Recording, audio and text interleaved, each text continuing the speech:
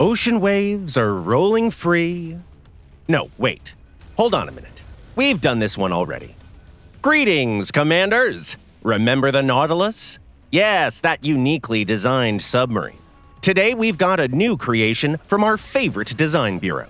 Meet the Pan Spatial Sawtooth. Boy, this is one mountain of a ship. We mean, it definitely has a certain flair. The ancient Egyptians would have loved it, would you agree? But enough jokes. This thing is a serious bruiser. To achieve its stealth profile, the designers had to sacrifice some barrel count, but the unique internals more than make up for it. Take the 400mm granite, for instance. Its accuracy is pinpoint, and shell velocity is insane. And even though it's an electromagnetic gun, it charges up fast enough that you won't be stuck waiting on reloads. Another exclusive is found in the grenade launcher slot. This is the Iron multi-cell launcher. Its projectiles are fast and accurate, and with 4 of these systems firing together, the damage adds up fast. For submarines, every salvo will herald the beginning of Judgment Day. That said, you need to keep one thing in mind. Firing the grenade launcher and the main cannon at the same time is a bad habit, because the spread from both of them adds up. Okay, but what if some clever submarine commander decides to slip right under the battleship's hull? Then they're in for a surprise. At 5 kilometers, the Medusa systems kick in. Their guided torpedoes quickly neutralize the smart guy, his munitions, and pretty much everything else unlucky enough to be inside the engagement zone. If the battleship gets hard-locked, then it can employ the Sword lasers, the Hydra machine guns, and the RIM VLS missiles. Together, they handle most airborne threats with confidence. And if aircraft come calling, there's no reason to panic. The Yosemite will swat down anything that shows up in the sky. With its reload cycle and ammo count, an enemy carrier could easily find itself out of planes, even before the halfway mark. And of course, this toothy beast comes with a twin missile slot and a helicopter pad. That's a natural addition. Now that we've covered the loadout, let's look at the ship's stats. The battleship boasts excellent stealth, good enough to put it in the same conversation as the Massachusetts.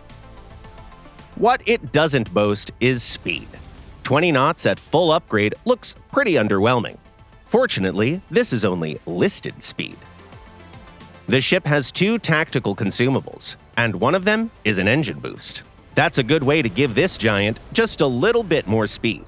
Durability-wise, this battleship is what you'd expect from the class. The ship's survivability is close to record-setting, so the Sawtooth is built to live through more than one ugly encounter.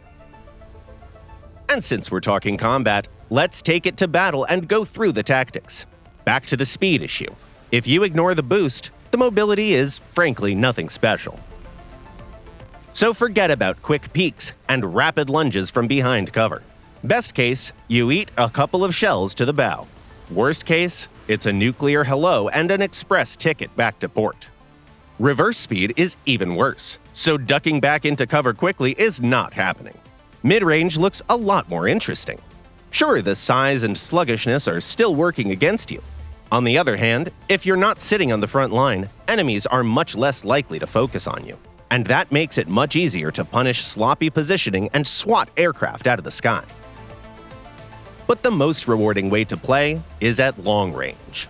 At the start of the match, send your helicopter out to scout while you start backing up, preferably with the boost active. Once you've got a read on the enemy formation, switch back to the ship and choose the flank you like. After that, all you have to do is hold the distance and play sniper. The main battery is built for exactly that. For this kind of playstyle, the Ha-90 missiles are an excellent fit. Thanks to their cluster payload and decoy resistance, they go through air defenses like a hot knife through butter. More experienced players can also look at the YJ-19. And if you're eager to test your own tactics or experiment with unusual setups, go for it. And be sure to share your results in the comments. Thanks in advance. That's all for now, Commanders. See you at sea.